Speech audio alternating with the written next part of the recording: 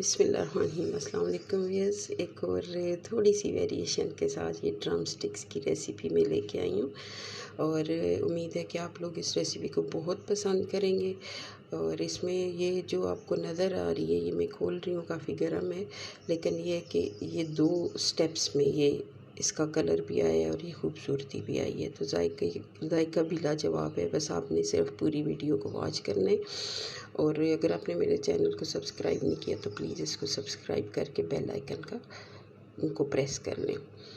तो ये थोड़ी सी वेरिएशन के साथ ये मेरी अपनी सजेशन है, जिसको मैंने इस तरीके से जो है वो मैंने इसको तैयार किया है। और आप मुख्तलिफ़ तरीके से ड्रम स्टिक्स को फ्राई करके यूज़ करते हैं, लेकिन इस तरीके से आप अगर उसको 2 स्टेप्स में तैयार करेंगे तो ये ज़बरदस्त जायके के साथ आप इसको एंजॉय करेंगे। ये ड्रम स्टिक्स मैंने जो है वो धो के अच्छे से तो हल्का सा सॉल्ट लगा के इनको फ्रीज़ कर दिया था और अब थोड़ा डिफ्रॉस्ट करके हल्का सा तो मैंने अब इसके अंदर जो ये गहरे कट लगाए। अब इसके ऊपर थोड़ा सा नमक दोबारा से छिड़क देंगे हल्का सा और बस उसको इसके ऊपर अच्छे से मल देंगे। साथ ही मैंने तेल जो है ऑलरेडी गर्म होने के लिए रखा हुआ था, तो अब इनफ हॉट हो चुका है ये। तो इसके अंदर ये ड्रम स्टिक्स डाल के इनको इतना फ्राई करना है कि इनका कलर जो है इनके ऊपर एक लेयर सी आ जाए गोल्डन कलर की, और दूसरा ये जो अंदर अभी इसके अंदर फ्रॉस्ट मौजूद है ये डिफ्रॉस्ट हो जाए। ये देखें कितना अच्छा कलर आ गया। ये पहला स्टेप है इसकी प्रिपरेशन का। बस अब इसको निकाल लेते हैं और फिर ठंडा होने पे इसकी मैरिनेशन हम तैयार करते हैं।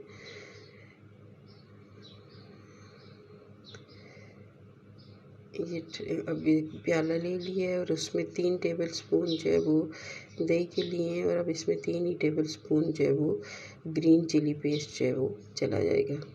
और इनको फिर अच्छे से आपस में मिक्स करने के बाद जो है वो इसमें मैं नमक अपने आप लोग अपने हस्ब ज़रूरत लें। मैंने जो है तकरीबन 1 टेबल स्पून ले लिए।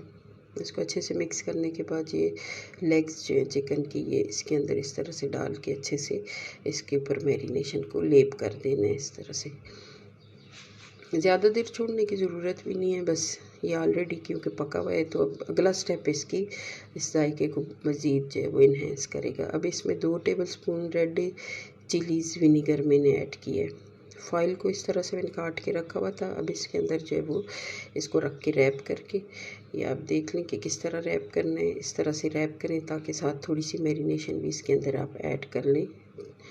ये सब अच्छे से जितना सबको तैयार कर लिया है, और उसके बाद दोबारा से जो इसका सेकंड स्टेप फ्राइंग है वो इस तरह से कि एटलीस्ट आप इसको 10 मिनट्स तक जो है वो डीप फ्राई करेंगे। और साथ ही जो है ये चावल भी मेरे तैयार हो चुके हैं, इनके साथ इसको मैं सर्व करूँगी। बस हम निकाल लिए और मज़े का चिकन तैयार है। उम्मीद है आपको पसंद आएगा।